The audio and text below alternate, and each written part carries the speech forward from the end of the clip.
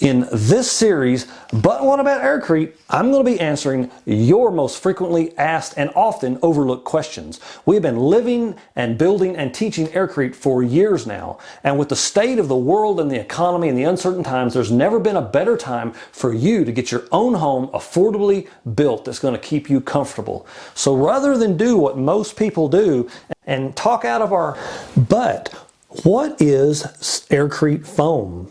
Well, actually, it's just soap bubbles or something along the lines of soap bubbles that is used to put the air into the AirCrete, and then the viscosity of the cement itself will basically hold it in place until it cures.